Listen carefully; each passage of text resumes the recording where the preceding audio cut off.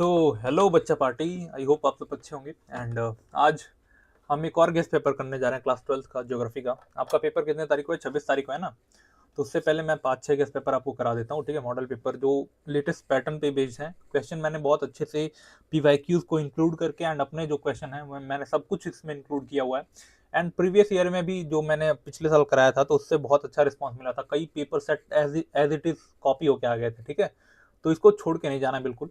And मैं देखो इसमें जैसा होता है ना कि क्वेश्चन जब कराते हैं लोग तो आंसर आपको बताते हैं। मैं आंसर आपको नहीं बताऊंगा, मैं आपको क्वेश्चन को कैसे अप्रोच करते हैं, कैसे लिखते हैं, उसका स्ट्रक्चर आपको बताऊंगा ताकि आप खुद अपना दिमाग यूज करके क्वेश्चन लिख पाओ। फॉर एग्जाम्पल अगर आज आप नहीं लिख पा रहे हो, क्वेश्चन अच्छे से नहीं लिख पा रहे हो, आगे चल के और बड़े एग्जाम में आप बैठोगे वहां पे कैसे लिखोगे। तो सबसे बेसिक स्टार्ट होती है जब 11th-12th में जब आप आंसर लिखते हो, तो वहां से बेसिक आपकी स्टार्ट होती है कि कैसे आपको क्वेश्चन को अप्रोच करना है, वही सीखना होता है। एंड आज के टाइम पे बच्चे वही नहीं सीख रहे हैं। तो मेरा सबसे बड़ा गोल एम यही है आपसे कि ये पूरा गेस्ट पेपर कराने से कि 5-6 गेस्ट पेपर मैं लगातार इसलिए करा दूं ताकि जो इंपॉर्टेंट कॉन्सेप्ट है कि कैसे आपको अप्रोच करना है क्वेश्चंस को, कैसे लिखना है, वो सारा आप समझ जाओ। कैसे ब्रेक डाउन करते हैं क्वेश्चंस को, कैसे समझते हैं क्वेश्चंस को, ये सारी चीजें। तो सारी चीजें मैं यहीं पे कवर करूंगा। एंड ये जो पूरा पेपर है, जितना भी मेरा पूरा पेपर है, ये मैं सिर्फ और सिर्फ जो मैंने 17-18 लेक्चर कराए हैं, ठीक है, वन शॉट कराए मैंने, इसी पे बेस कराऊंगा। अब देखना ये सारे क्वेश्चंस इसी से सॉल्व हो जाएंगे, जो मैंने पढ़ाए हैं इसी से सॉल्व हो जाएंगे, ठीक है। इसके लिए एक छोटी सी हेल्प करनी है। 372 सब्सक्राइबर्स हैं, ठीक है। एंड प्लीज मैं बहुत हेल्प कर रहा हूँ आप लोगों की, आप भी थोड़ा सा हेल्प करो मुझे। ज्योग्राफी का एग्जाम होने तक इसको 500 कर दो, प्लीज प्लीज प्लीज। इसके बाद पॉलिटिकल साइंस का है, फिर हिस्ट्री का एग्जामिनेशन है, उसके बाद सीयूटी का एग्जामिनेशन है। सब में सीयूटी में तो बहुत सारे बच्चे कंफ्यूज होते हैं क्योंकि पहली बार इतना बड़े बड़े लेवल पे एग्जामिनेशन देने जा रहे हैं। तो उसमें आपको गेस्ट पेपर कहाँ से करने हैं, मॉडल पेपर कहाँ पे मिलते हैं, पीवाईक्यूज कहाँ पे मिलते हैं, भैया कोई कोर्स लेना है कि नहीं, सारी चीजें, नोटिफिकेशन आ चुका है, फॉर्म भर चुका है, अब अगला स्टेप क्या है, सारी चीजें मैं आपको बताऊंगा। बस एक बार आपका ये बोर्ड्स का जितना भी है वो कवर कर लूँ एंड बाइंड अप करके फिर हम सीयूटी पे वो हो जाएंगे। एंड सीयूटी का जैसे खत्म होगा एग्जामिनेशन, उसके बाद जब आपको कॉलेज अलॉट हो जाएगा, उसके बाद बच्चे प्रिपरेशन आते हैं, जब यहाँ पे दिल्ली में आते हैं या फिर बनारस जाते हैं तो देखते हैं कि वहाँ पे बहुत ज्यादा कॉम्पिटिशन है। तो कंपटीशन में कैसे अप्रोच करना है आपको, कैसे प्रिपरेशन करनी है एसएससी के लिए, सिविल सर्विसेज के लिए कैसे अप्रोच करना है आपको, वो सारी चीजें इसी चैनल पर मैं आपको बताऊंगा। तो ऐसा नहीं कि हमारा रिश्ता बस बोर्ड्स है खत्म हो गया उसके बाद, नहीं, हमारा रिश्ता जन्मों जन्म का है, ठीक है। तो धीरे धीरे हम करके क्या करते हैं, अपना जो लेक्चर है वो शुरू करते हैं, ठीक है। इसको 500 कर दो प्लीज, देखते हैं आप लोग कितना हेल्प करते हो हमारी, ठीक है। चलो स्टार्ट करते हैं। जो हमारा क्वेश्चन नंबर 1 है, एक डेफिनेशन दिया हुआ है यहाँ पे ज्योग्राफी का। Human geography is the study of changing relationship between unresting man and unstable earth. ये डेफिनेशन किसने दिया था? तो ये तो एकदम फैक्ट बेस्ड क्वेश्चन है, इसमें कुछ समझाने वाली बात ही नहीं है, ठीक है। क्या एकदम फैक्ट बेस्ड क्वेश्चन है ये, ठीक है। तो इसमें समझाने वाली बात नहीं है। अगर आपको याद है तो बताओ, वरना हम आगे बढ़े। बताओ, याद है? चलो, ये जो डेफिनेशन है ये दिया था एलएनसी सैंपल ने, ठीक है। इन्होंने ये डेफिनेशन दिया था, अब याद रखना। जहां पे अनरेस्टिंग मैन एंड अनस्टेबल अर्थ की बात आएगी वहां पे आप एलन सैंपल मार के आ जाना, कोई दिक्कत नहीं वहां पे, ठीक है। क्वेश्चन नंबर 2 पे चलता है। ये बहुत अच्छा क्वेश्चन है, ये घुमाने वाला क्वेश्चन है, आप समझ लो क्वेश्चन को, ठीक है। क्वेश्चन पढ़ो आप। विच one of the following statement indicate non environmental determinism, ठीक है। नॉन इन्वायरमेंटल डिटर्मिनिज्म पूछ रहा है कि इसमें से कौन सा स्टेटमेंट है जो इन नॉन इन्वायरमेंटल डिटर्मिनिज्म को दर्शाता है, यानी पॉसिबिलिज्म को, ठीक है। ठीक है, सिंपली इसमें से पॉसिबिलिज्म का एग्जांपल पूछ ले कि इसमें से कौन सा पॉसिबिलिज्म है, ठीक है। तो मुझे कुछ दिख ही नहीं रहा, एक ही आंसर मुझे यहाँ पे दिख रहा है, एक ही ऑप्शन मुझे दिख रहा है, creation of cultural landscape. Creation of cultural landscape, ये क्या है? एक पॉसिबिलिज्म का कॉन्सेप्ट है। पॉसिबिलिज्म का मतलब क्या होता है कि जब ह्यूमन नेचर को क्या करने लगता है, ओवरथ्रो करने लगता है, नेचर के ऊपर हावी होने लगता है, अपनी चीजें अपने हिसाब से करने लगता है, उसी को हम क्या बोलते हैं? पॉसिबिलिज्म बोलते हैं। एंड जब हम कल्चरल लैंडस्केप बनाते हैं तो वो ह्यूमन अपने हिसाब से बनाता है, ना कि जो इन्वायरमेंट होता है वो डिटरमाइन करता है, ठीक है। तो यही से सिंपल सा क्वेश्चन आपने पढ़ा, आपने क्वेश्चन को डिकोड किया, तोड़ा एंड उससे आंसर आपने निकाल लिया, ठीक है। ऐसे क्वेश्चन को अप्रोच करना होता है आपको, कोई भी क्वेश्चन आए। अभी मैं असर्शन रीजन कराऊंगा, बहुत सारी चीजें कराऊंगा, आप बताओगे। देखो अब ये जो क्वेश्चन है, क्वेश्चन नंबर 3, ये एनसीईआरटी की लाइन से आया है। ये बच्चे, बहुत सारे बच्चे इग्नोर करते हैं, बहुत सारे टीचर्स जो हैं इसको नहीं पढ़ाते हैं। लेकिन ये देखो यहाँ से क्वेश्चन आया है, प्रीवियस ईयर का क्वेश्चन है। ये क्या है? ये पीवाईक्यू है, ठीक है, पीवाईक्यू है। विच one of the following metaphor do not describe the relation of human with nature, ठीक है। इसमें से कौन सा मेटाफर है? आपके चैप्टर नंबर 1 में ही बहुत सारे मेटाफर्स दिए हुए हैं, जैसे आई ऑफ साइक्लोन दिया हुआ है, नेक ऑफ इस्थमस दिया हुआ है, body of moving water and fish of earth, ये सारी चीजें दिए हुए हैं। जैसे जब देखो फॉर एग्जांपल यहाँ पे जब साइक्लोन बनता है ऐसे, साइक्लोन बनता है ऐसे, ठीक है, यहाँ पे साइक्लोन बनता है, तो आप देख रहे हैं ये ना, ये जो ये वाला है इसको हम आई ऑफ साइक्लोन बोलते हैं, ठीक है। आई ऑफ साइक्लोन जो साइक्लोन के बीच में होता है ना, उसको हम क्या बोलते हैं? आई ऑफ साइक्लोन बोलते हैं, ठीक है। और कुछ जो जियोग्राफर हैं वो क्या करते हैं, जो रोड्स हैं, ठीक है, जो हमारे पूरे अर्थ पे रोड्स बने हुए हैं, उसको आर्टरी एंड वेन्स की तरह डिस्क्राइब करते हैं कि वो हमारे पृथ्वी की आर्टरी एंड वेन्स हैं, ठीक है।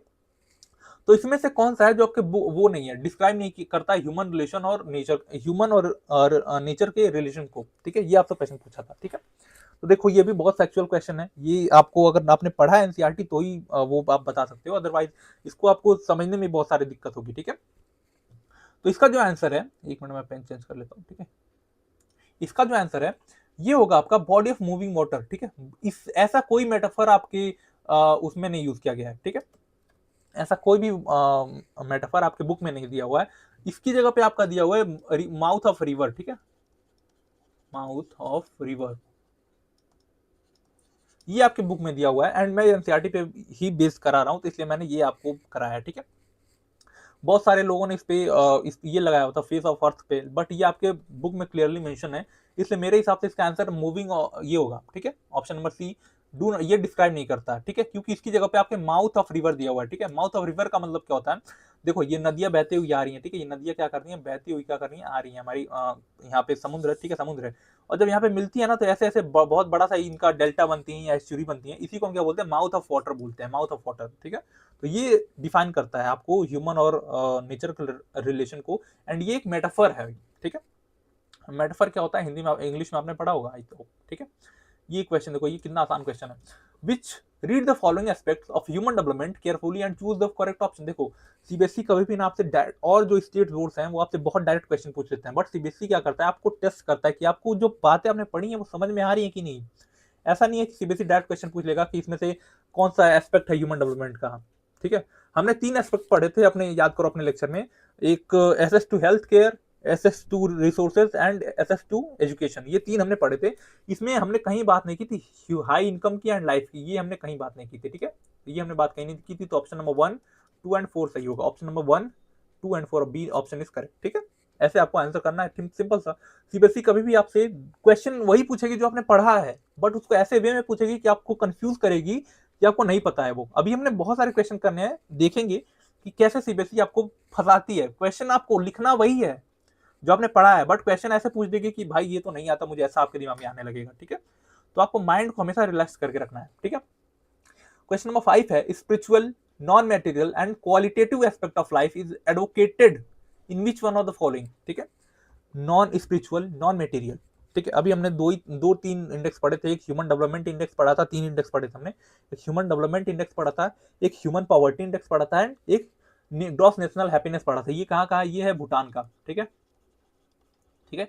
जिसमें अभी हमने देखा था ह्यूमन डेवलपमेंट इंडेक्स में हम मटेरियल स्टेटस को भी नापते हैं, ठीक है, इनकम को भी नापते हैं, एंड जो उसका क्या बोलते हैं, जो उसका ड्रॉबैक था ह्यूमन डेवलपमेंट इंडेक्स का, उसको ओवरकम करने के लिए हमने एक और बनाया, ह्यूमन पॉवर्टी इंडेक्स बनाया, ठीक है। बट जो भूटान है इसका खुद का एक अलग इंडेक्स है जिसको हम क्या बोलते हैं? ग्रॉस नेशनल हैप्पीनेस बोलते हैं। इसमें ये लोग स्पिरिचुअलिटी की बात करते हैं, नॉन मेटेरियल स्टेटस की बात करते हैं, क्वालिटेटिव एस्पेक्ट की अब बात करते हैं, जहां पे ये लोग अपने कल्चर को प्रिजर्व करने की कोशिश करते हैं, खुद को हैप्पी दिखाने की कोशिश करते हैं, खुद को हैप्पी रखने की कोशिश करते हैं रेदर देन मेटेरियल लाइफ से, ठीक है। समझ में आई बात? तो ये मेरे को सबसे बेस्ट लगता है भाई, आसान जिंदगी जियो, ठीक है। क्वेश्चन नंबर 6 देखते हैं।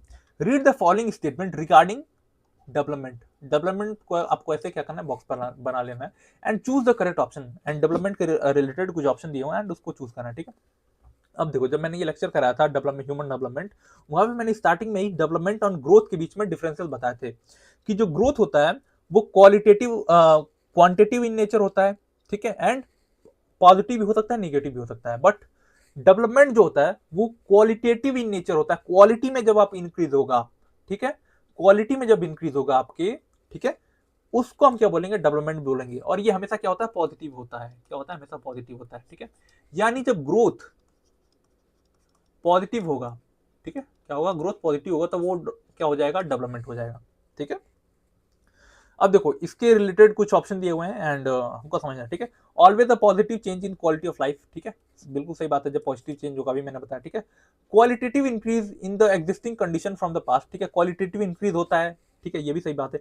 Increase in absolute value, value की तो कोई बात ही नहीं है इसमें। डेवलपमेंट का मतलब क्या होता है, क्वालिटेटिव एस्पेक्ट होता है, क्वांटिटेटिव नहीं, क्वालिटेटिव। क्वालिटी वाइज आपकी लाइफ में इंप्रूवमेंट होनी चाहिए, उसको हम क्या बोलेंगे, डेवलपमेंट बोलेंगे। क्वालिटेटिव वाइज नहीं, क्वालिटेटिव। क्वालिटेटिव का मतलब क्या होता है, वैल्यूज, तो वैल्यूज की कहीं बात नहीं हुई है, ठीक है। Improvement in the qualitative life between 2 point of time, ठीक है, तो ये सही लिखा हुआ है, तो 1, 2 and 4, 1, 2 and 4, option number D is correct, ठीक है। ऐसे क्वेश्चन आपको अप्रोच करना है, ठीक है। फर्स्ट कंप्लीट सेंसस कब किया गया था, तो 1981 में किया गया था पहला बार। सेंसस का वो किया कब किया गया था कि हमने एक सेंसस करना है, हमने थोड़ा बहुत प्रैक्टिस किया, वो किया था, करने की कोशिश की थी, तो वो 1971 में किया गया था, ठीक है। चलो आगे बढ़ते हैं, हमारा क्वेश्चन नंबर 8। क्वेश्चन नंबर 8 दिया हुआ है, असर्शन रीजन है, असर्शन दिया हुआ है। अब इसको कैसे वो करते हैं, फॉर एग्जांपल इसको कैसे हम अप्रोच करते हैं, ये मैंने ऑलरेडी पहला जो गेस्ट पेपर कराया है मैंने उसमें करा दिया है, तो आपको उसकी टेंशन लेने की जरूरत नहीं है, ठीक है।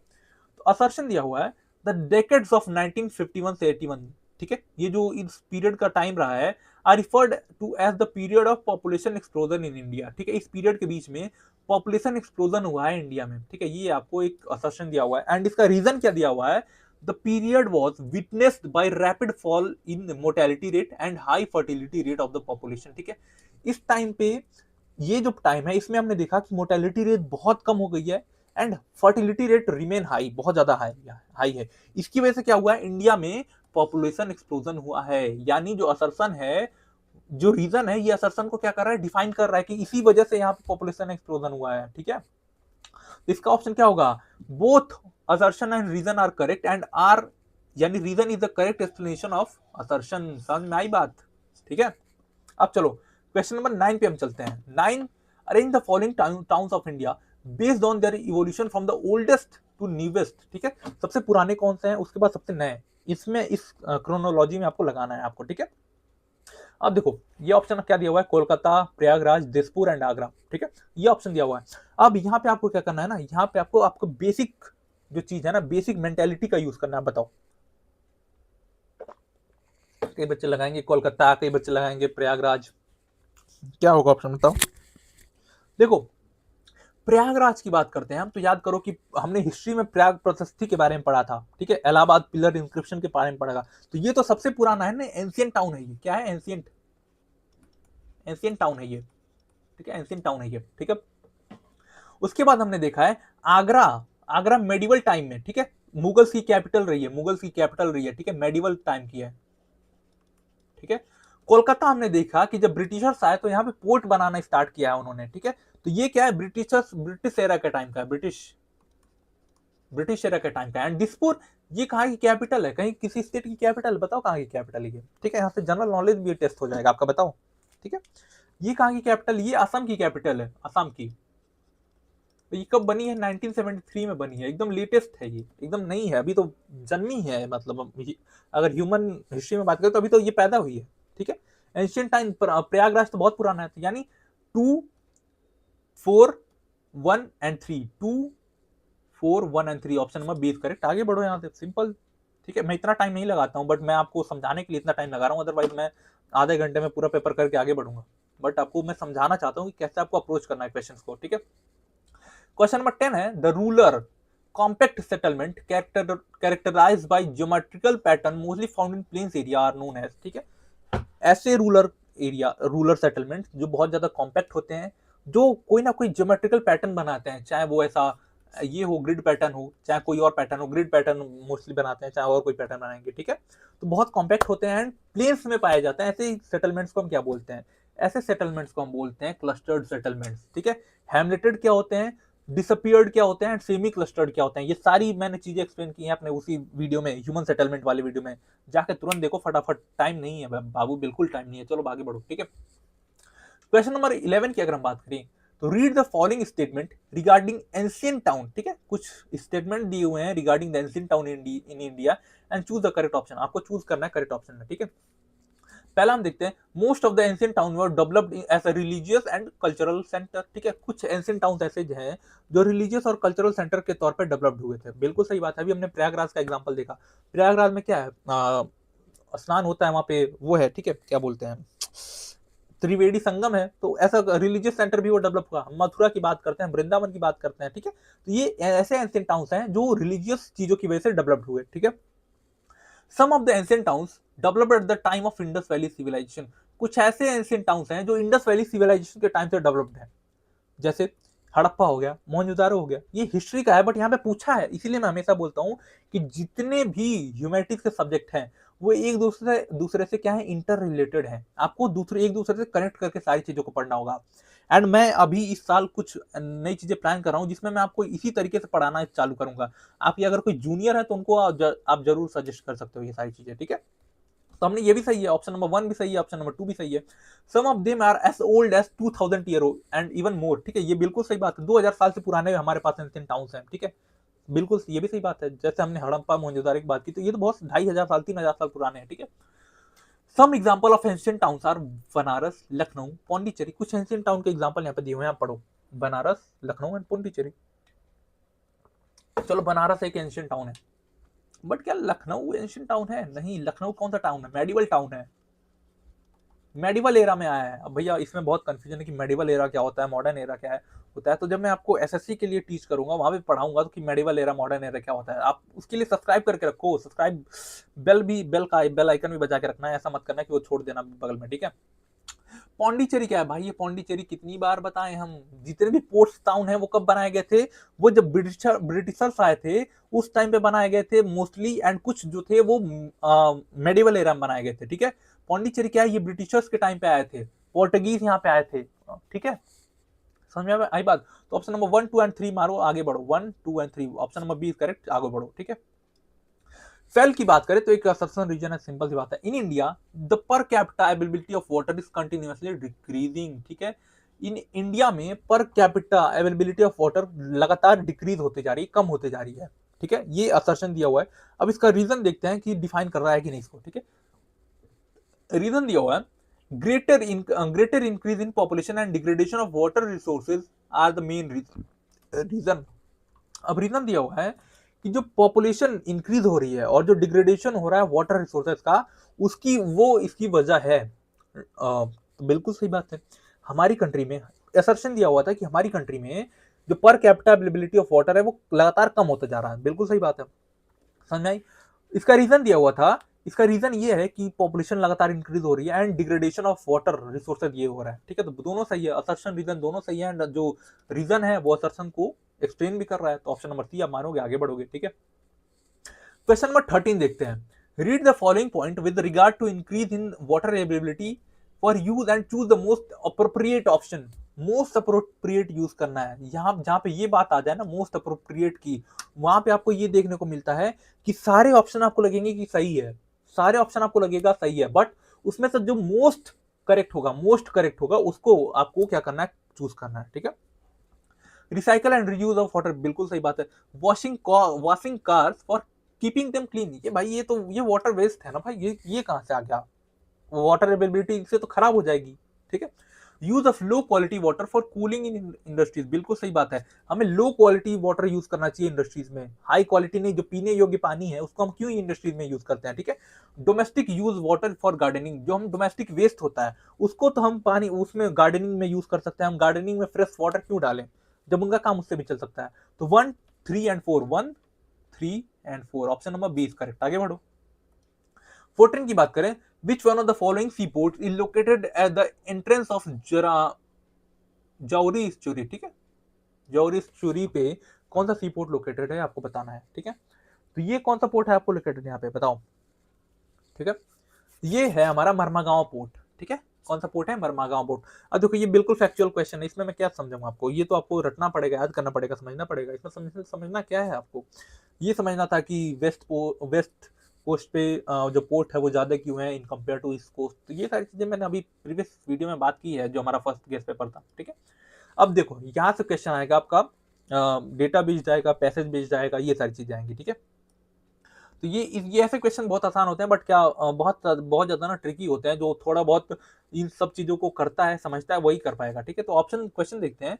विच one of the following is the best reason for increase in net sown area. ठीक है, इसमें से कौन सा बेस्ट रीजन है नेट जोन एरिया में इंक्रीजिंग। ठीक है, यहाँ पे दो टेबल दिए हुए हैं। ठीक है, एक जो डार्कर ये दिख रहा है, ये 1950s का और 51 का डेटा है। ठीक है, ये कहाँ का डेटा है, ये है 2014 का 15 का डेटा है। ठीक है, अब देखो इसमें ना इंक्रीज हुआ है नेट जोन एरिया में। नेट जोन एरिया कहाँ है हमारा, नेट जोन एरिया ये है हमारा। ठीक है, इसमें जो इंक्रीज हुआ है ये किसकी वजह से हुआ है, ये आपको बताना है। ठीक है, ये आपको क्या करना है, ये आपको बताना है। ठीक है, बताओ। ठीक है, तो ये हमारा हुआ है डिक्रीज इन कल्चरलेबल वेस्टलैंड। ठीक है, ऐसे लैंड जो कल्चरलेबल थे, मतलब वहां पे खेती हो सकती थी, बट वो ऐसे पड़े हुए थे, उसको हमने क्या किया, उसको हमने इंक्लूड कर दिया, वहां पे हमने खेती करने लगे, उसको हमने क्या किया, एग्रीकल्चरल लैंड में कन्वर्ट कर दिया। इसकी वजह से हम क्या देखते हैं, नेट जोन एरिया बढ़ गया है। ठीक है, समझ में आई बात। क्वेश्चन नंबर 16 की अगर हम बात करें, 15 हमने कर लिया। ठीक है, अगर हम 16 की बात करें, under which one of the following category of land use maximum absolute increase is observe from 1950 to 1950 से लेके 2014 में। ठीक है, कौन से में सबसे ज्यादा इंक्रीज देखा गया है, एब्सोल्यूट इंक्रीज देखा गया है, तो आप बताओगे कौन सा। ठीक है, 16 का बताओ भाई जल्दी। ठीक है, थोड़ा सा एनालाइज करो। ठीक है, इंक्रीज देखा गया है। तो area under non agricultural uses, ठीक है, area under non agricultural uses में सबसे ज्यादा इंक्रीज देखा गया है। ठीक है, अब नॉन एग्रीकल्चरल लैंड्स का मतलब क्या होता है, ऐसे लैंड का पार्ट जहां पे एग्रीकल्चर के अलावा कोई पार्ट होता काम होता हो। जैसे हमने रोड बनाया तो वो भी लैंड पे बनाया, हमने घर बनाया तो भी वही पे बनाया है। तो एग्रीकल्चर के अलावा कोई अगर लैंड का पार्ट किसी और काम में यूज हो रहा है, उसको हम क्या बोलते हैं, नॉन एग्रीकल्चरल यूज बोलते हैं। ये जितने भी 9 तरह के लैंड यूज कैटेगरी होती है ना, इसको मैंने बहुत अच्छे से डिटेल में समझाया वो अपने वीडियो में, लैंड रिसोर्स एंड एग्रीकल्चर में, जाके वो वीडियो देखना आप। ठीक है, क्वेश्चन नंबर 17 की अगर हम बात करें, under which one of the following category of land use maximum absolute decrease, यहाँ पे इंक्रीज पूछा था, यहाँ पे डिक्रीज पूछ लिया कि डिक्रीज सबसे ज्यादा किस में हुआ है, ये बताओ आपको। ठीक है, तो सबसे ज्यादा डिक्रीज हुआ है बैरन एंड अनकल्चरेबल लैंड में। ठीक है, बैरन एंड अनकल्चरेबल लैंड, वेस्टलैंड में। क्यों, क्योंकि जितने भी ऐसे लैंड थे उसको हमने टेक्नोलॉजी की हेल्प से धीरे धीरे हम क्या कर रहे हैं, उसको एग्रीकल्चरल लैंड बनाते जा रहे हैं, इसीलिए उसकी जो कैटेगरी है, उसका जो एरिया है वो डिक्रीज होता जा रहा है टाइम टू टाइम। ठीक है, अब हम देखते हैं क्वेश्चन नंबर 18, एक पैसेज बेस्ड क्वेश्चन है, 3 क्वेश्चन पूछे हैं क्वेश्चन नंबर 18 में, 18.1, 2 एंड 3, इसे 3 नंबर के क्वेश्चन आएंगे। ठीक है, तो सबसे पहला क्या है, define the term digital divide. ठीक है, डिजिटल डिवाइड का मतलब क्या होता है आपको बताना है। ठीक है, तो डिजिटल डिवाइड का मतलब होता है gap between have and have not. ठीक है, इसका मतलब क्या होता है, जो गैप है ना, कुछ कंट्रीज के पास इंफॉर्मेशन टेक्नोलॉजी का एसेस है, कुछ के पास नहीं है, तो ये जो गैप है ना, जिसके पास है, हैव एंड हैव नॉट, ये जो गैप है बिटवीन कंट्रीज, इसी को हम क्या बोलते हैं, डिजिटल डिवाइड बोलते हैं। ठीक है, समझ में आई बात, तो आप इसको ऐसे लिख सकते हैं। ठीक है, the gap between the countries, ऐसे लिख सकते थे आप। ठीक है, जिसके पास इंफॉर्मेशन एंड टेक्नोलॉजी का एसेस है, कुछ के पास नहीं है, तो इन्हीं के यही जो गैप है, इसी को हम क्या बोलते हैं, डिजिटल डिवाइड बोलते हैं। ठीक है, mention the reason of uneven development of information and communication technology. ठीक है, अब ये पूछा है कि रीजन बता दो, आप रीजन बता दो कि ये जो डिजिटल डिवाइड है, इसके पीछे का रीजन क्या है, ये आप बता दो सिंपली हमें। ठीक है, अब आप बताओ। ठीक है, देखो इसका पैसेज में आपको आंसर मिल सकता है क्या,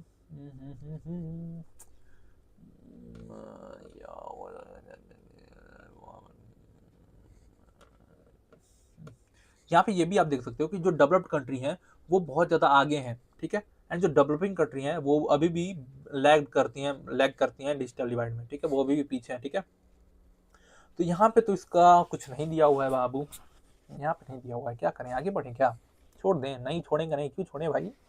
देखो इसके पीछे का रीजन क्या होता है। ठीक है, अब आपने देखो कोई भी क्वेश्चन अगर आपसे फंसता है, अगर आपसे नहीं हो रहा है, तभी आपको पैसेज पे जाना है, अदरवाइज क्वेश्चन खुद से अटेम्प्ट कर दो। डिजिटल डिवाइड मैंने पढ़ा है भाई, जाके वहीं से लिख दो सीधे, आपको डेफिनेशन पता होनी चाहिए। ठीक है, आपको मतलब पता होना चाहिए, अपने वर्ड्स में लिख दोगे आपको नंबर मिलेंगे। नंबर सीबीएसई में नहीं करते, सीबीएसई की सबसे अच्छी बात है। ठीक है, तो रीजन आपको बताना है अनइवन डेवलपमेंट का। ठीक है, तो अनइवन का सबसे बड़ा जो डेवलपमेंट है ये, ठीक है, इसका सबसे बड़ा रीजन है कि जो कंट्रीज हैं, ठीक है, how quickly country provide this, ठीक है। अब जो फॉर एग्जांपल जो डेवलप्ड कंट्री हैं, वो उनके यहाँ रिसर्च एंड डेवलपमेंट होता रहता है, टेक्नोलॉजिकल एडवांसमेंट होता रहता है, तो वो क्या करती हैं, अपनी कंट्री, अपने जो सिटीजन हैं उनको बहुत जल्दी सारी चीजें प्रोवाइड करा देती हैं, ऐसी टेक्नोलॉजी प्रोवाइड करा देती हैं। बट वहीं जो डेवलपिंग कंट्री हैं, जो अभी अपने सोशल प्रॉब्लम से जूझ रही हैं, खुद को अपलिफ्ट करने की कोशिश कर रही हैं, वो अपने सिटीजन्स को ये सारी चीजें प्रोवाइड नहीं करा पाती हैं बहुत जल्दी। इसी वजह से क्या होता है, ये अनइवन डेवलपमेंट होता है, डिजिटल डिवाइड बनता है। जो डेवलप्ड कंट्री हैं वो अपने सिटीजन्स को बहुत जल्दी वो कर देती हैं, वो सारी चीजें प्रोवाइड करा देती हैं, बट वहीं जो डेवलपिंग कंट्री है वो इसी में पीछे रह जाती हैं। इसी वजह से क्या होता है, डिजिटल डिवाइड बनता है, ठीक है। Why does digital divide exist with in the country, ठीक है। अब हमने देखा, अभी तक हम क्या देख रहे थे, दो कंट्रीज के बीच में।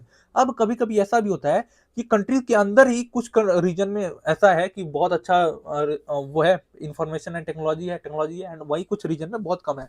ऐसा क्यों होता है? ऐसा इसलिए होता है, जैसे फॉर एग्जांपल इंडिया है, ये बहुत बड़ी कंट्री है। जैसे रशिया यहाँ पे आप लिखा हुआ है, देखो, इंडिया एंड रशिया, ठीक है, ये बहुत बड़े एग्जाम्पल है, ठीक है। इसमें हम देखेंगे कि जो मेट्रोपॉलिटन सेंटर्स हैं, जैसे दिल्ली हो गया, मुंबई हो गया, चेन्नई हो गया, कोलकाता हो गया, हैदराबाद हो गया, ऐसे जो मेट्रोपॉलिटन सिटीज हैं, यहाँ पे बहुत अच्छी चीजें हैं, बहुत सारी चीजें आपको टेक्नोलॉजी मिलेगी, आपको सर्विसेज मिलेंगी, सारी चीजें मिलेंगी।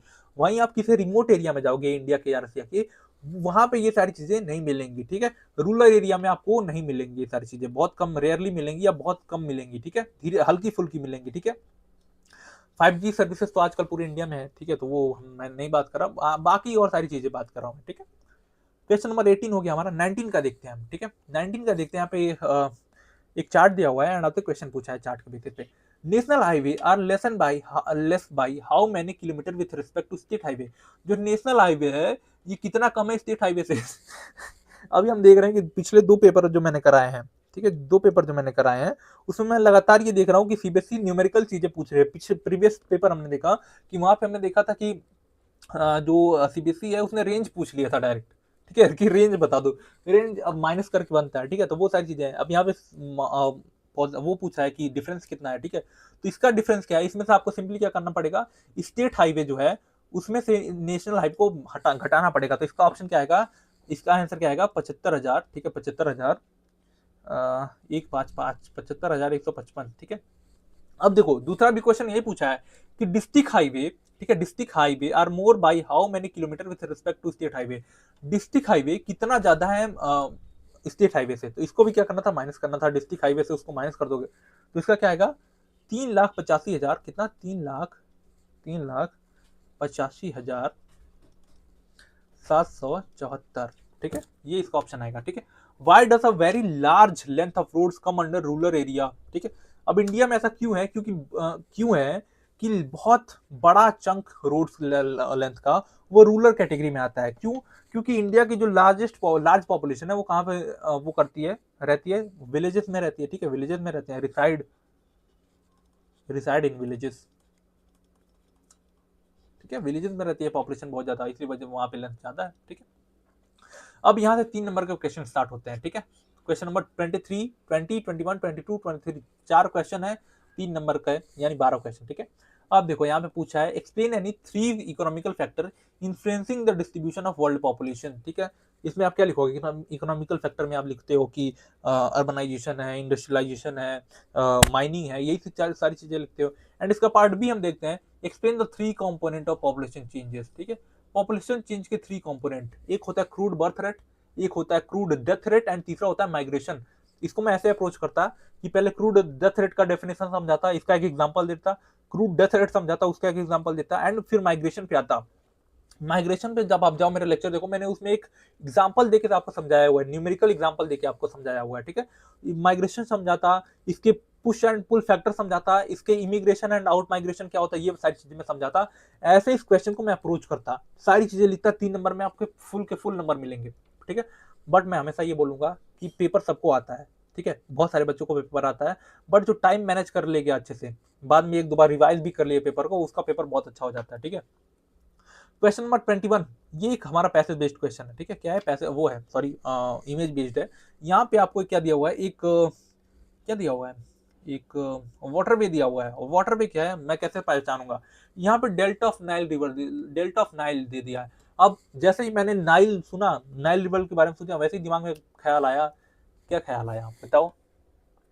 ख्याल ये आया कि जो नाइल रिवर है इसके पास में सिर्फ एक ही वाटरवे है, वो कौन सा है, स्वेज है, स्वेज है, SUEZ, SUEZ, स्वेज, ठीक है।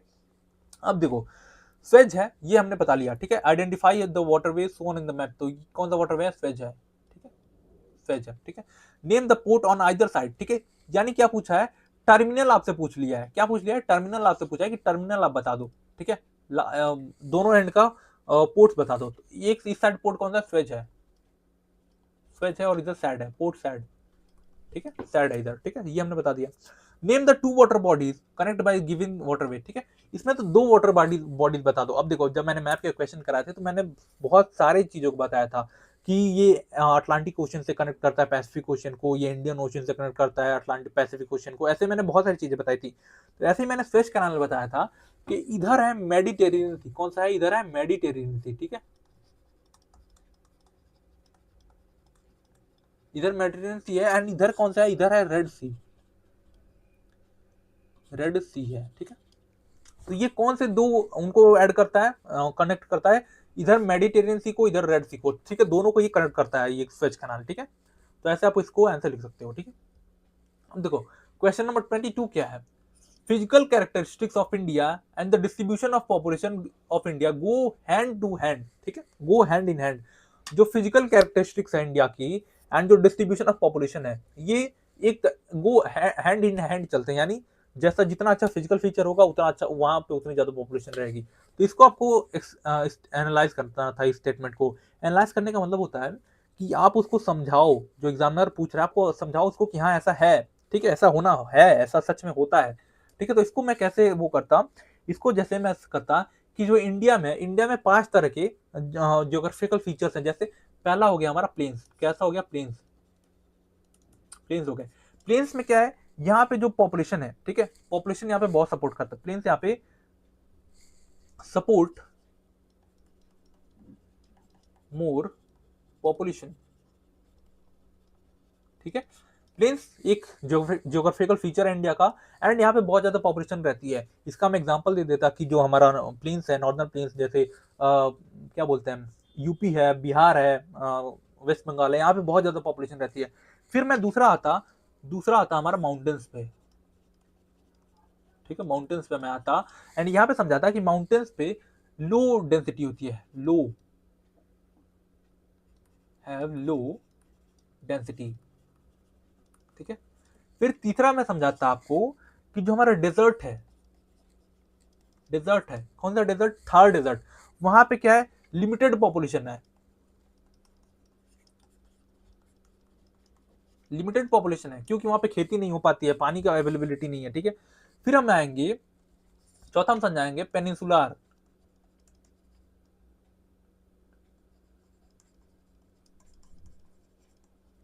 प्लेटू। तो यहाँ पे हम देखेंगे कि यहाँ पे मॉडरेट डेंसिटी रहती है, मॉडरेट डेंसिटी रहती है, ठीक है। फिर अगर मैं पांचवा बात करूंगा तो मैं उसकी बात करूंगा, आइलैंड की अगर मैं बात करूं तो जैसे हमारा लक्षद्वीप है, अंडमान एंड निकोबार है, यहाँ पे भी डेंसिटी बहुत कम है, लो डेंसिटी है, ठीक है।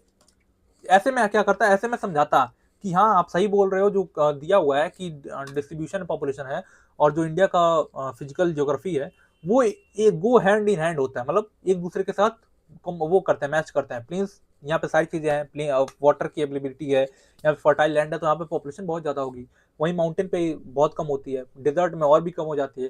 पेनिनसुलर प्लेटू में मॉडरेट रहती है, क्योंकि वहाँ पे पहाड़ी एरिया, मतलब पर्वतीय एरिया इन द सेंस, प्लेटू है ना, रॉकी माउंटेन्स है वहाँ पे, ठीक है। तो यहाँ पे भी डेंसिटी बहुत कम होती है, बहुत ज्यादा नहीं होती है, मॉडरेट लेवल की होती है। एंड आइलैंड पे लो डेंसिटी होती है, क्योंकि वो पानी के बीच में गिरा हुआ है, वहाँ पे फ्रेश वाटर वो की अवेलेबिलिटी नहीं, और सारी चीजें, ठीक है। तो ऐसे मैं समझाता इसको, ठीक है।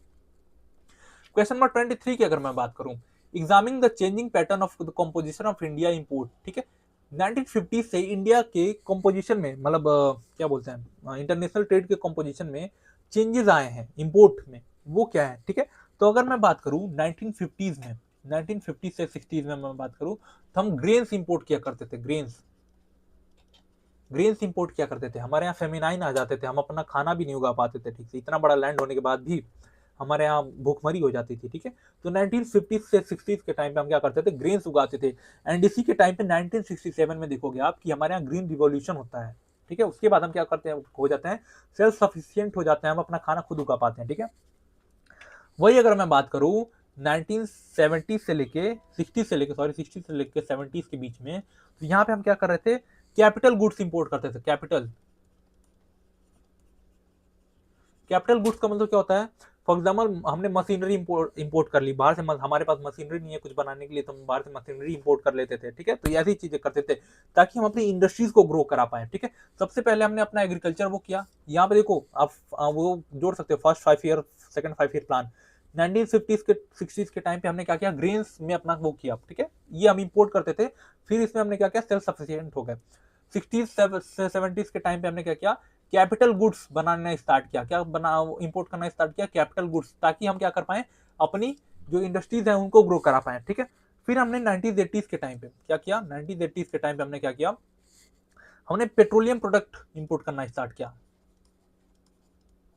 पेट्रोलियम प्रोडक्ट हमने क्या किया, इंपोर्ट करना स्टार्ट किया। क्यों ऐसा हमने क्यों किया इस टाइम पे, क्योंकि इस टाइम के बीच में हमारे यहाँ बहुत अच्छी खासी ऑयल रिफाइनरी एग्जिस्ट करने लगी थी। हमारे यहाँ ऑयल रिफाइनरी क्या हो गई थी, उसकी क्वालिटी, उसका जो वो था, मतलब बहुत सारी ऑयल रिफाइनरी हमारे यहाँ लग चुकी थी। तो हम क्या करते थे, बाहर से क्रूड ऑयल इंपोर्ट करते थे एंड यहाँ से उसका पेट्रोलियम बना के, पेट्रोल बना के, डीजल बना के आगे बेचते थे, ठीक है। अगर मैं आज के टाइम की बात करूँ, रिसेंट की, तो हम क्या इंपोर्ट करते हैं, हम इंपोर्ट करते हैं टेक, ठीक है। क्या इंपोर्ट करते हैं, टेक्नोलॉजी। टेक्नोलॉजी हम इंपोर्ट करते हैं एंड एक्सपोर्ट क्या करते हैं, एक्सपोर्ट हम डिफेंस एक्सपोर्ट करते हैं, और भी सारी चीजें एक्सपोर्ट करते हैं, बहुत सारी चीजें हैं, हम खाना वाना भी एक्सपोर्ट करते हैं, ठीक है। अब देखो क्वेश्चन नंबर 14, यहाँ से क्वेश्चन 5 मार्क्स के क्वेश्चन स्टार्ट हो गए हैं, ठीक है। 5 मार्क्स के क्वेश्चन स्टार्ट हो गए हैं। Large scale industries are established at different location for maximising profit by reducing cost, ठीक है। इसमें सिंपली आपको देखो क्वेश्चन कितना घुमा के पूछा है। अब क्वेश्चन आपको पहली बार रीड करोगे आपको समझ में नहीं आएगा, बट यहाँ पे सिंपल आपको बताना है कि ऐसे फैक्टर आपको बता दो जो इंडस्ट्रीज की लोकेशन को इम्पैक्ट करते हो। सिंपल सा क्वेश्चन ये पूछा था, ठीक है। अब देखो जैसे एसेस टू रॉ मटेरियल हो गया, एसेस टू मार्केट हो गया, एसेस टू पावर हो गया, एसेस टू लेबर हो गया, गवर्नमेंट की पॉलिसीज होगी। ऐसे मैंने 7 फैक्टर्स बताए थे जो इन्फ्लुएंस करते हैं इंडस्ट्रीज के लोकेशन को, ठीक है। तो 7 में से कोई भी 5, जैसे रॉ मटेरियल के एसेस को, जैसे रॉ मटेरियल का एसेस की मैं बात करूँ तो जो बहुत बल्कि इंडस्ट्रीज होती हैं वो रॉ मटेरियल के जहाँ पे अवेलेबिलिटी होती है उसके बहुत नज़दीक में वो जो हो जाती हैं, ठीक है। मार्केट की मैं बात करूँ तो मार्केट उनके लिए चाहिए होता है ताकि वो प्रॉफिट बना पाए। पावर की मैं बात करूँ तो जैसे बहुत सारी इंडस्ट्रीज हैं जो बहुत हैवी पावर कंज्यूम करती हैं, जैसे एल्यूमिनियम एंड स्टील इंडस्ट्रीज हो गई, बहुत पावर लगती है वहाँ पे, ठीक है। लेबर की मैं बात करूँ तो बहुत सारी इंडस्ट्रीज ऐसी हैं जो स्किल्ड लेबर की रिक्वायर्ड होती है उनके यहाँ, ताकि वो लोग मशीनरी को यूज़ कर पाए, अच्छे से मशीन को चला पाएँ, ठीक है। तो ऐसे आप करके इसको लिख सकते थे। गवर्नमेंट पॉलिसीज भी बहुत अच्छी होती हैं। गवर्नमेंट पॉलिसीज में आपको ऐसे लिख देना था कि गवर्नमेंट पॉलिसी क्या करती है, एक पर्टिकुलर एरिया बना लेती है ताकि अगर वहाँ पे आप सेटअप करोगे अपनी कंपनी या फैक्ट्री इंडस्ट्रीज, तो वहाँ पे आपको टैक्स नहीं देना पड़ेगा, ठीक है। उस एरिया को हम क्या बोलते हैं आप बताओगे, ठीक है। क्वेश्चन नंबर 25 की अगर मैं बात करूँ, ठीक है। The number of nomadic herders have been decreasing and the area operated by them shrinking, ठीक है। नोमैडिक हर्डिंग जो है पहले बहुत होती थी, बट आज के टाइम पे क्या है, वो धीरे धीरे कम होती जा रही है। ऐसा क्यों है आपको ये बताना था एग्जाम्पल के साथ, ठीक है। तो इसमें सबसे पहला रीजन क्या दूंगा मैं, पॉलिटिकल बाउंड्रीज, पॉलिटिकल बाउंड्रीज, ठीक है। फिर दूसरा मैं रीजन दूंगा लिमिटेड पैस्चर्स,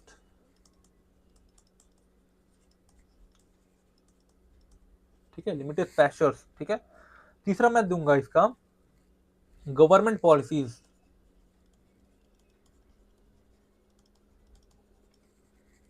चौथा मैं इसका दूंगा मॉडर्नाइजेशन,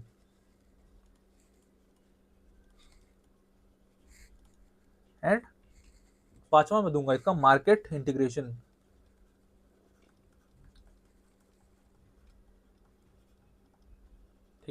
ये मैं 5 रीजन दूंगा इसकी वजह से क्या हो रहा है, जो नोमैडिक हर्डिंग है वो धीरे धीरे श्रिंक करती जा रही है, यानी खत्म होती जा रही है। ठीक है, अब इसको मैं कैसे एक्सप्लेन करूंगा मैं बताता हूँ। देखो पॉलिटिकल बाउंड्रीज क्या होती हैं, जैसे इंडिया और पाकिस्तान जब एक थे, बाउंड्रीज कोई पॉलिटिकल बाउंड्री नहीं थी, तो इधर से नोमैडिक हर्डर उधर जाते थे, उधर से इधर आते थे, कोई भी पॉलिटिकल बाउंड्री नहीं थी।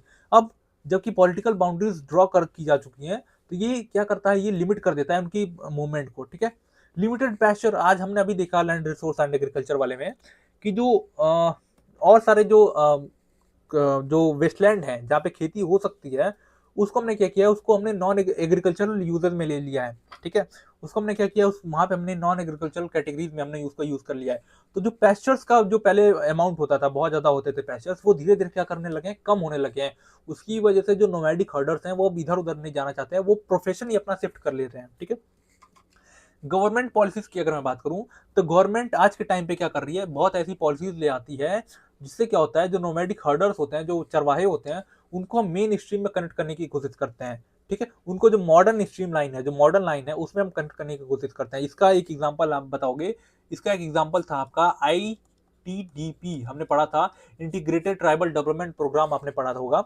वो इसका एग्जाम्पल है कि गवर्नमेंट ने वहां पे इनिशिएट किया था integrated tribal development programme, and यहाँ से जो भील कम्युनिटी है उसको हमने क्या किया था, भील कम्युनिटी नहीं है, बारमूर डिस्ट्रिक्ट में हमने क्या किया था, यहाँ से हमने वहाँ के जो ट्राइब्स थे उनको हमने मेन स्ट्रीम में लाने की कोशिश की, एंड उसमें हमने बहुत ज्यादा सक्सेस हो गए। ठीक है, उसमें हम बहुत ज्यादा सक्सेस हुए हैं। ठीक है, एंड मार्केट इंटीग्रेशन की अगर मैं बात करूँ, इसका मतलब क्या होता है कि जो पहले जो नोमैडिक हर्डर्स होते थे, वो सिर्फ और सिर्फ सब्सटेंस एग्रीकल्चर करते थे, या फिर आप बोल सकते हो कि सब्सटेंस एक्टिविटीज करते थे। सिर्फ वो उतने ही भेड़ रखते थे, उतने ही दूध निकालते थे, जिससे उनका क्या हो सके, जिससे उनका घर चल सके, वो जिंदा रह सके। बट आज के टाइम पे चूंकि मार्केट बहुत बड़ा हो गया है, तो वो जो नोमैडिक हर्डर्स होते थे, वो लोग क्या करते हैं, बहुत बड़े बड़े अमाउंट में भेड़ रखते हैं, अपने यहाँ पास गाय भैंसे रखते हैं, एंड उसको क्या करते हैं, वहां से बहुत बड़े लेवल पे वो क्या करते हैं, अपने यहाँ से दूध निकालते हैं एंड उसको मार्केट में बेचते हैं। ठीक है, अब उस इतना तो टाइम नहीं होगा कि पूरा 5-6 महीने ऊपर रहेंगे, फिर 6 महीने पहाड़ से नीचे आएंगे, तो वो मार्केट का एक्सेस नहीं मिल पाएगा उनको, तो वो अब नीचे ही रहते हैं, वो एक ही जगह पे वो हो चुके हैं। ठीक है, लिमिट कर चुके हैं खुद को, एंड वहीं पे रहते हैं, एंड वहां से मार्केट में अपना सामान बेचते हैं अब। ठीक है, अब वो सब्सटेंस एक्टिविटी से अब कॉमर्शियल एक्टिविटीज की तरफ शिफ्ट हो चुके हैं। ठीक है, ऐसा बोल सकते हो आप। क्वेश्चन नंबर 26 की अगर मैं बात करूं, international trade is mutually beneficial for the trading partner. ठीक है, इसको स्टेटमेंट को आपको जस्टिफाई करना है। ठीक है, अब देखो आपको क्या करना है, जो इंटरनेशनल ट्रेड है ये बता रहा है कि म्यूचुअली बेनिफिशियल होता है दोनों कंट्रीज के लिए, जो इंटरनेशनल ट्रेड परफॉर्म करती है। ठीक है, तो इसका सही है, ये मुझे जस्टिफाई भी करना है, तो मैं जस्टिफाई इसको ऐसे करूंगा कि देखो कुछ कंट्रीज हैं, जैसे फॉर एग्जाम्पल मैं लिख ही देता हूँ, SS2 goods which they cannot produce। ठीक है, ठीक है, ऐसी कंट्रीज, ठीक है, जो बहुत पिछड़ी हैं, जो बहुत पीछे हैं, जिनके पास बहुत सारी टेक्नोलॉजी नहीं है, जिनके पास बहुत ज्यादा खाने पीने के लिए नहीं है, उनको ऐसे रिसोर्स का एक्सेस मिल जाता है जिससे वो क्या करें, अपनी सोसाइटी को आगे ले जा पाए। For example India agriculture production में बहुत आगे है, बट क्या हम टेक्नोलॉजी में उतना आगे हैं? नहीं, हम टेक्नोलॉजी में क्या करते हैं, पीछे रहते हैं, बहुत लैग कर रहे हैं अभी भी। ठीक है, तो हम क्या करते हैं बाहर, हम क्या करते हैं, एक्सपोर्ट करते हैं अपने एग्रीकल्चरल प्रोडक्ट, एंड वहां से इंपोर्ट करते हैं, वहां से इंपोर्ट क्या करते हैं, टेक्नोलॉजी इंपोर्ट करते हैं। ठीक है, इससे क्या होता है, जो हम खुद नहीं बना सकते, हम खुद नहीं प्रोड्यूस कर सकते, उसका भी हमारे पास एक्सेस हो जाता है, तो ये हमारे लिए बेनिफिशियल है। इंटरनेशनल ट्रेड का सबसे पहला बेनिफिट ये है कि ऐसे गुड्स का हमें एक्सेस मिल जाता है जो हम खुद नहीं बना सकते। ठीक है, दूसरा मैं यहाँ पे लिखता हूँ। ठीक है, अब देखो ऐसा नहीं कि ये 5 ही पॉइंट आपको लिख के आ जाना है, ऐसा नहीं है भाई, थोड़ा सा आपको 5 नंबर का है तो आपको थोड़ा सा और बड़ा लिखना पड़ेगा। मैं सिर्फ और सिर्फ ये कीवर्ड्स आपको बता रहा हूँ कि ऐसे ऐसे कीवर्ड्स आपके एग्जाम वो आंसर में होने चाहिए, ताकि जो एग्जामिनर है वो आपको समझ पाए कि हाँ आपने सही लिखा है। ठीक है, दूसरा होता है कॉम्पिटेटिव एडवांटेज। ठीक है, कॉम्परेटिव कॉम्परेटिव एडवांटेज, इसका मतलब क्या होता है, इसका मतलब होता है स्पेशलाइजेशन इन प्रोडक्शन। ठीक है, अब देखो अमेरिका क्या है, अमेरिका है वो हमेशा टेक्नोलॉजी एक्सपोर्ट करता है, हमेशा क्या करता है, वो टेक्नोलॉजी एक्सपोर्ट करता है, एंड अपने यहाँ क्या करता है, अपने यहाँ खाना वाना नहीं बनाता है, खाना बाहर से मंगा लेता है वो। ठीक है, तो वो उसका क्या है, टेक्नोलॉजी में जब चूंकि लगातार एक्सपोर्ट करता रहता है तो वो क्या करता है, अपनी टेक्नोलॉजी को हमेशा एडवांस करता रहता है, इनहेंस करता रहता है। इसका मतलब क्या हुआ, इंटरनेशनल ट्रेड से आप क्या करते हो, स्पेशलाइजेशन पा लेते हो, स्पेशलाइजेशन इन योर प्रोडक्शन। आप जो भी प्रोड्यूस करोगे उसमें स्पेशलाइजेशन आ जाएगा। जैसे इंडिया क्या है, इंडिया एग्रीकल्चरल प्रोडक्ट एक्सपोर्ट करता है, तो इंडिया आज के टाइम पे क्या कर सकता है, इंडिया अपनी प्रोडक्ट्स को डाइवर्सिफाई कर सकता है, हम अलग अलग चीजें उगा सकते हैं, ठीक है, अलग अलग चीजें उगा सकते हैं। एंड अब तो हमारे पास टेक्नोलॉजी भी है कि हम उसका जीन्स बदल के कुछ और बना दें, ठीक है, तो बहुत सारी चीजें हमारे पास, ठीक है। तीसरा हम देखेंगे इसका SS2 economical growth, economic growth, ठीक है। इंटरनेशनल ट्रेड से क्या होता है, हमें बहुत बड़े मार्केट का एक्सेस मिल जाता है, इससे क्या होता है, इकोनॉमिकल ग्रोथ होती है, तो ये हमारे लिए बेनिफिशियल है, म्यूचुअली बेनिफिशियल है, हमारे लिए उसका मार्केट अच्छा है, उसके लिए हमारा मार्केट अच्छा है, तो दोनों के लिए क्या होगा, म्यूचुअली बेनिफिशियल होगा। चौथा की अगर मैं बात करूं तो फॉरेन एक्सचेंज बढ़ता है, फॉरेन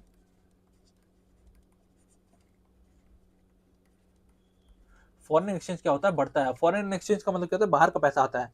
अब बाहर का पैसा इतना जरूरत क्यों है, देखो हम 5 लोग हैं, ठीक है, 1 2 3 4 एंड 5 हम लोग हैं। अब देखो मेरे पास 10 रुपए हैं, मैंने क्या किया, 10 रुपए से कुछ खरीदा, इससे दूसरे से, दूसरे ने क्या किया, दूसरे ने 10 रुपए इसको दिया, फिर तीसरे ने इसको दिया, चौथे ने इसको दिया, फिर पांचवें ने किसी तरह मेरे को दे दिया। पैसा बढ़ा, पैसा नहीं बढ़ा, ठीक है। पैसा तभी बढ़ेगा जब बाहर से कुछ और पैसा ऐड होगा, तो यही होता है फॉरेन एक्सचेंज। जब मैं सामान बेच रहा हूँ किसी को, फॉर एग्जांपल मैं एग्रीकल्चर प्रोडक्ट इंडिया बेचता है उसको, यूएसए को, तो यूएसए में डॉलर देता है, यानी बाहर की करेंसी हमारे यहाँ आएगी। अब बाहर की करेंसी हमारे यहाँ आएगी तो जो अभी तक 10 ही रुपया घूम रहा था वो धीरे धीरे बढ़ेगा कि नहीं, तो फॉरेन एक्सचेंज का मतलब ये होता है, ठीक है। अगर मैं पांचवा की बात करूं, exchange, exchange of tech and ideas, ठीक है। टेक्नोलॉजी और आइडियाज का बहुत ज्यादा एक्सचेंज होता है यहाँ पे, याद रखो, ठीक है। तो म्यूचुअली बेनिफिशियल है कि नहीं, आप बता दो 5, ठीक है, ये 5 ऑप्शन देख के। क्वेश्चन नंबर 27 की अगर मैं बात करूं तो 27 क्या है, the non conventional source of energy have a great future, ठीक है, evaluate the statement of the context of India, ठीक है। नॉन कन्वेंशनल सोर्स जो है एनर्जी का, वो उसका बहुत बढ़िया फ्यूचर है, ग्रेट फ्यूचर है, आपको इस स्टेटमेंट को इवेल्युएट करना है इंडिया के कॉन्टेक्स्ट में, ठीक है, बताओ। तो सबसे पहले हम क्या करेंगे, नॉन कन्वेंशनल सोर्सेस को बताएंगे, जैसे विंड हो गया, सोलर एनर्जी हो गया, ठीक है, ये सारी चीजें हो गई। अब इसके हम बेनिफिट बताएंगे कि ये इन्वायरमेंटल फ्रेंडली होते हैं, रिन्यूएबल होते हैं, इनएग्जॉस्टिबल होते हैं, ठीक है। एंड अब हम अगर बात करें कि इसको हम कैसे और बढ़िया बना सकते हैं, हम इसको कैसे और अच्छा कर सकते हैं, इसको हम इसका फ्यूचर और कैसे बढ़िया बना सकते हैं, इसमें हम बताएंगे कि गवर्नमेंट के सपोर्ट से, गवर्नमेंट हमें सब्सिडीज देना स्टार्ट करे, ऐसे हम इसको और अच्छा बना सकते हैं। हम जो इंपोर्ट करते हैं बाहर से क्रूड ऑयल, उसको उस पर हमें डिपेंडेंसी कम करनी होगी, हम अपने जो ये चीज है सोलर रेडिएशन, सोलर चीज, सोलर प्लांट है, ये सारी चीज हम क्या करेंगे, विंड पावर प्लांट है, उसको हम बढ़ाना चाहेंगे, ठीक है। इससे हम क्या करेंगे, इससे इसकी जो फ्यूचर है उसको हम और अच्छा बना सकते हैं, ठीक है। क्वेश्चन नंबर 28 की अगर मैं बात करूं तो indiscriminate use of water by people and industries degrading water quality, ठीक है। जो यूज हो रहा है लोगों के द्वारा और इंडस्ट्रीज के द्वारा, इनडिस्क्रिमिनेट यूज हो रहा है, मतलब अच्छे तरीके से यूज नहीं किया जा रहा है, उसकी वजह से क्या हो रहा है, जो वाटर की क्वालिटी है वो धीरे धीरे क्या हो रही है, डिग्रेड हो रही है। इसका आपको क्या करना है, इसको आपको समझाना है एंड एग्जामिन करना है इस स्टेटमेंट को, आज कुछ रेमेडीज आपको बतानी है जिससे हमें क्या कर सके कि इससे बच सके, ठीक है। अब देखो इससे हम क्या करेंगे, सबसे पहले हम देखेंगे लोगों के द्वारा कैसे वेस्ट हो रहा है, ठीक है। तो बाई पीपल हम देखेंगे, बाई पीपल, तो बाई पीपल में अगर हम बात करें तो डोमेस्टिक वेस्ट,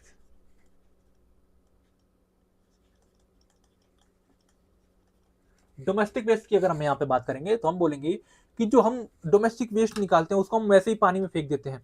जो क्या बोलते हैं, वो क्या होता है, अनट्रीटेड सीवेज होता है, उसको हम लगातार डायरेक्ट पानी में मिला देते हैं, उससे क्या होता है, जो पानी की क्वालिटी है वो डिग्रेड होने लगती है। डोमेस्टिक जो वेस्ट है वो पानी की क्वालिटी को डिग्रेड कर देता है ऐसे, ठीक है।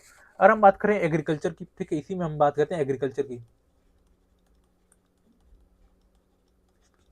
एग्रीकल्चर वेस्ट की, तो इसमें हम क्या बता सकते हैं कि जैसे एक्सेसिव यूज ऑफ वाटर, ठीक है, एक्सेसिव यूज ऑफ वाटर जब हम करने लगते हैं, ठीक है, ओवर यूज करने लगते हैं वाटर को, जैसे फॉर एग्जांपल खेत में हमने क्या किया, हमने पानी चलाना स्टार्ट किया एंड हमने क्या किया, बीच में लंच ब्रेक ले लिया, अब वहां पे पानी चले जा रहा है, चले जा रहा है, चले जा रहा है, पानी खेत पूरा बहे जा रहा है, खेत भर गया पूरा, एंड हम अपना लंच पे चले गए, खा के आएंगे, धूप हो गई है, ठीक है। तो इससे क्या होगा, इससे क्या होता है, जो जो क्वालिटी है वाटर की वो डिग्रेड होने लगती है एंड बहुत ज्यादा वेस्टेज होता है वाटर का, ठीक है।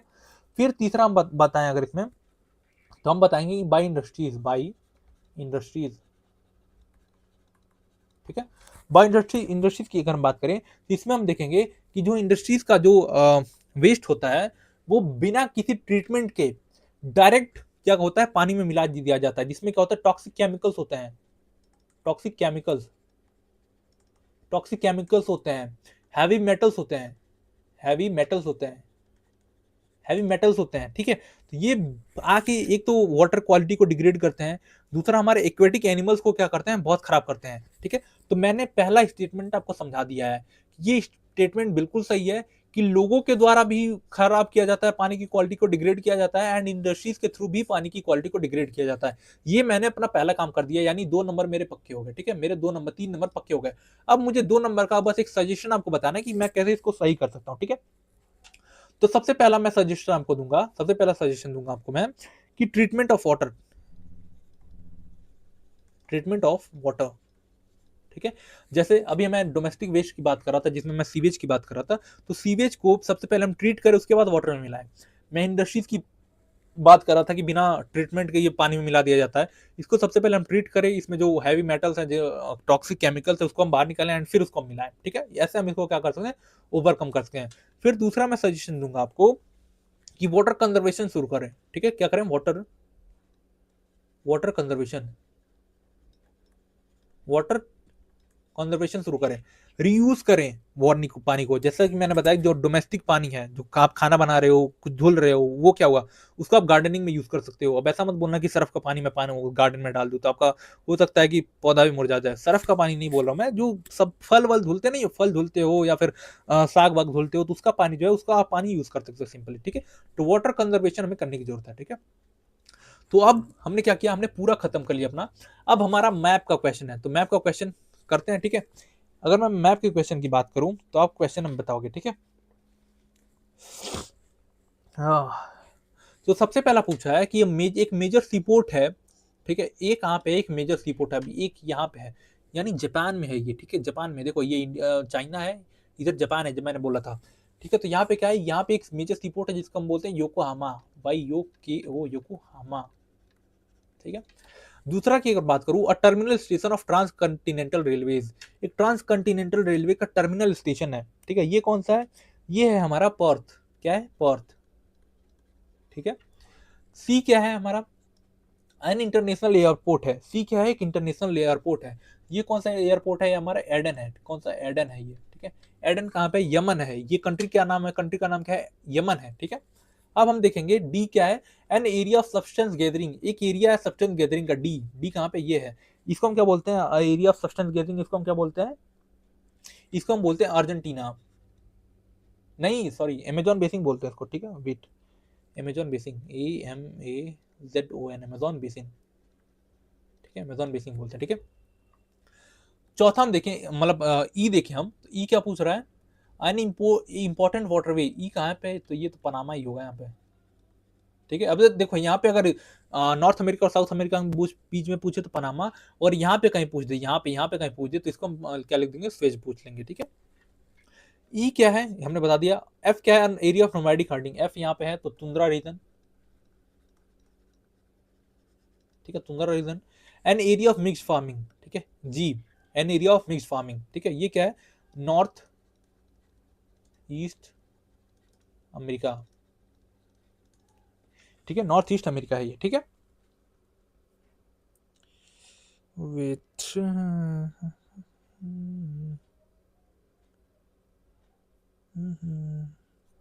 चलो ठीक है, करते हैं आगे, ठीक है। तो ये देखो, ये मैंने मैप के क्वेश्चन करा रखे थे, ये मैंने पूरा बुक नंबर 1 का मैप का क्वेश्चन मैंने करा रखा है, वहीं से ये सारे क्वेश्चन मेरे से बन गए। अब देखो यहाँ पे खेला है, यहाँ पे अभी मैंने ये क्वेश्चन नहीं कराया है, क्वेश्चन नंबर 30 मैंने नहीं कराया है, मैप का क्वेश्चन मैं कराऊंगा अभी, ठीक है। ये मैंने नहीं कराया। अब देखो, ये मैं क्वेश्चन अभी नहीं कराया है, बट मैं क्या करूंगा, जो मैंने लेक्चर्स करा रखे हैं उससे मैं इसको सॉल्व करने की कोशिश करूंगा, और जितने क्वेश्चन बनेंगे उसको मैं देखता हूँ कितने क्वेश्चन मेरे लेक्चर से बन जाते हैं बस, ठीक है। ये देखो, important iron ore mines located in western Maharashtra, इसका मैंने अपना जब मिनरल्स एंड एनर्जी रिसोर्सेज की बात की थी तो वहां पे मैंने इसका एग्जांपल दिया था। Iron ore mine western Maharashtra में है, यहाँ पे रत्नागिरी, ठीक है, कहाँ पे है, इधर कहीं पे है आपका रत्नागिरी, रत्नागिरी, ठीक है। An important sea port in Andhra Pradesh, ठीक है, an important sea port in Andhra Pradesh, तो ये मैंने पोर्ट वाला भी नहीं बताया है, इसलिए मैं बता देता आपको, यहाँ पे विशाखापट्टनम में होता है, यहाँ पे विशाखापट्टनम है, ठीक है, यहाँ पे क्या है, विशाखापट्टनम है, बट मैंने नहीं बताया, मैं इसलिए मैं नहीं लगाऊंगा इसको, ठीक है, ये मैंने नहीं बताया, मैंने ये भी अभी नहीं पढ़ा है आपको, ठीक है। An oil refinery located in Bihar, ये मैंने पढ़ा है, बरवनी, ठीक है, यहाँ पे है आपका बरवनी, बरौनी, ठीक है। An international airport located in Tamil Nadu, ये मैंने नहीं पढ़ा है, बट बहुत सिंपल सा, किसी भी स्टेट में अगर पूछे कि एन इंपॉर्टेंट एयरपोर्ट इन तमिलनाडु, इनकी एयरलाइन महाराष्ट्र, तो आप सिंपली आप क्या करोगे, उसका कैपिटल लगा दोगे, तो यहाँ पे है हमारा चेन्नई, ठीक है, आप पूछोगे आप चेन्नई, चेन्नई लगा देगा, ठीक है। A state with the lowest population density of state with the lowest density of population as per 2011 census, तो यहाँ पे आप अरुणाचल प्रदेश,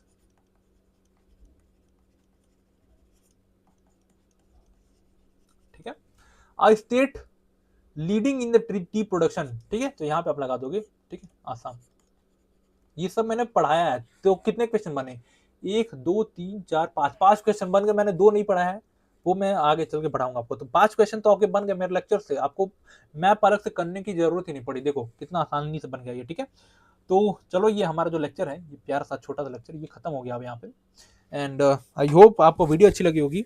कितने गेस्ट पेपर कराऊँ मैं, 5 गेस्ट पेपर, 6 गेस्ट पेपर, जितना आपको बताना है बताओ, मैं करा देता हूँ, जितना आपको अगर मजा आ रहा है तो प्लीज, वो जो आपको टास्क दिया है ना मैंने, क्या टास्क दिया आपको, ये जो है हमारा, इसको 500 करने का, इसको 500 कर दो भाई, प्लीज प्लीज प्लीज, ठीक है, मेहनत अगर आपको अच्छी लग रही है तो प्लीज करो, ठीक है। तो चलो मैं रखता हूँ अब, ठीक है। I hope if you like this video, and if you like this video, do subscribe our channel. Till then, keep learning, keep growing, stay connected. God bless you all, and Jai Hind, signing off.